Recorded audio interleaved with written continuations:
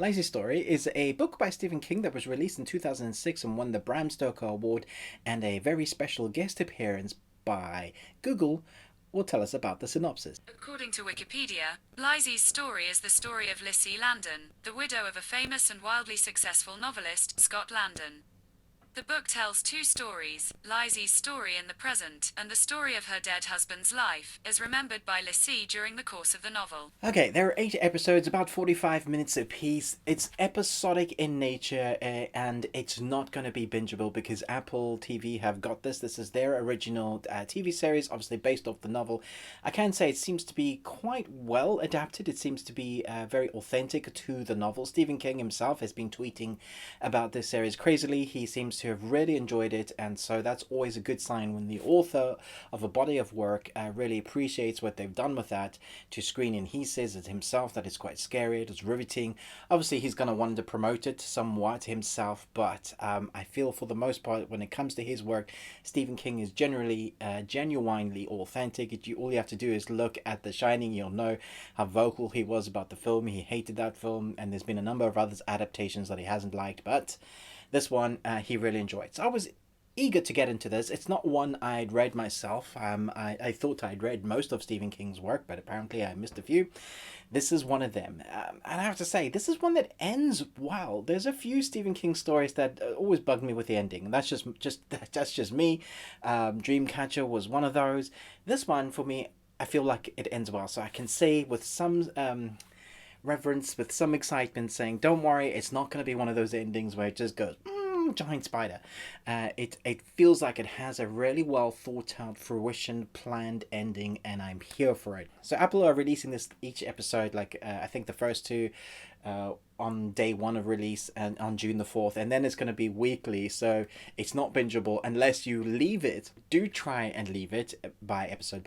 It feels like you need to digest what happens with each episode as we go along this journey with our characters. Julianne Moore is fantastic as the wife who has to deal with the loss of her husband. We do have those two stories, and sometimes you really have to concentrate what's going on in a particular episode, because I think it was episode 5, where we're dealing with 4 or 5 different timelines.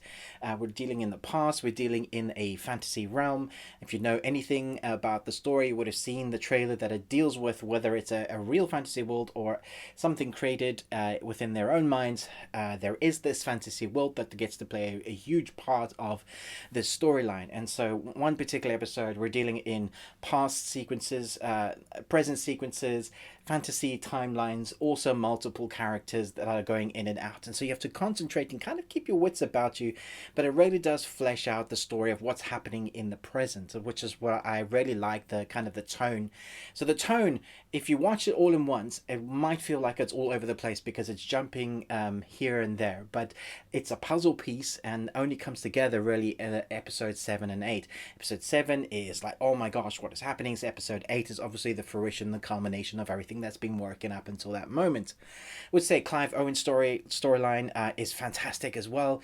I thought maybe because he was basically, he's the dead guy, the husband that dies, that you wouldn't get to see much of him. They wouldn't have too much of him, but actually it does sometimes spend like a majority of an episode on a particular character, really fleshing out that character.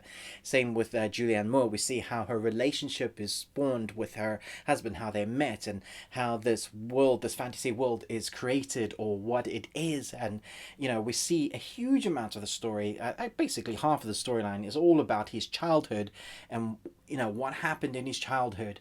And we also get some young child actors. Mr. Furlong, I think, is one of them, and they were fantastic. The young kids actors in this series, the two of them specifically, have amazing presence. I thought they were fantastic. Everyone on screen has great presence. We have so many themes going on in this series. We have a story about 3 sisters trying to come together and sort out their family issues that they have. We have a husband and wife. Wife didn't know what she was marrying into, and as she discovers more about her husband after death, she starts unraveling and seeing what was actually going on. Obviously love is a big theme of this. Love can overcome so much. We have the threat of a supernatural force, I guess. Whether it's good or bad, I'll leave that for you to discover. And then we have an obsessed person that is obsessed with the writings. And so you put that all in together in the mix, and you separate the pieces like a giant jigsaw, and you have the main ingredient, or like two main puzzle pieces left at the end. So it's normally like the first directors, the first AD, that have to have all this in their mind to make sure, or continuity, to make sure nothing of this goes awry. So continuity not in dress closing but in storyline, so that everything gets wrapped up the way it's supposed to. And I feel like they really did a great job. The only issue I have, and it's a really like a nitty gritty thing, if I had to find something that I didn't like about this, would be literally the last shot of the last episode. I think they could have scrapped like 4 seconds of it and ended it on a particular shot that I thought was magnificent, and that would have been a great place to end it, but they didn't do that. They had to, I don't know what they were going for in the last few seconds. That was just like, if I had to find something. I think everything else is flawless. Not very often you come across a TV series that feels like the right amount of episodes, the right amount of pacing, the right amount of acting. Stephen King himself tweeted about how this is terrifying in parts. And I was thinking about that long and hard, because I don't class it as a horror, but it is definitely thrilling, it's suspense, it's tense. And then there are horrific moments. There was one moment of a torture device used, not as an actual device, a device as a thematic thing that is happening to a person that I've never seen. And it made me cringe. And there were a lot of moments, not cringes and this is cheesy dialogue, cringes and I don't want to watch this is quite harsh. And then there are horrific moments. I would say the supernatural elements for me in this, or the fantasy elements rather, weren't the horrific parts. It was more like what humans do, as is the case normally, is the horrific parts. And the sum of all the parts is what makes this series great. I don't think if you took away like some of the dialogue, the really tight, clever dialogue, I don't think it would be nearly as good. Or the score, or the scripting, or the acting. I think it's just worked together to create something quite unique. I don't think they should try and do a sequel, although I love the world that this is created in. I would love Stephen King to write something more so we can get to play in this world more. I think it's really interesting and I want to know more about it.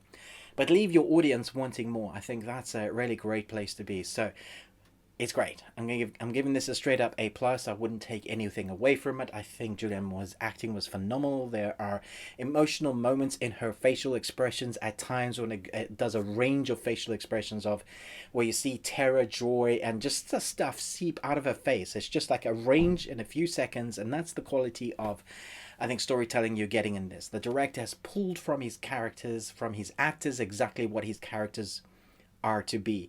And I think he's really read and reread and really like kind of regurgitated out onto screen what Stephen King's heart was from the book onto screen. I feel like it's a great adaptation. If you read the book, please let me know what you think about the series as you're watching the episodes. I thought it was thoroughly entertaining. It's serious, but it's an escapism series. It's not like a realistic series. So I think that although it has very dark themes, and it is like very dark at times, I think it's also very tense, and at the end of each episode you really just want to stick on the next episode, which is a really great way to run a series like this that is episodic and weekly and you can't binge watch. So let me know what you thought about this. Thanks so much for watching this review, but most of all, until next time, remember, live long on Tuesday.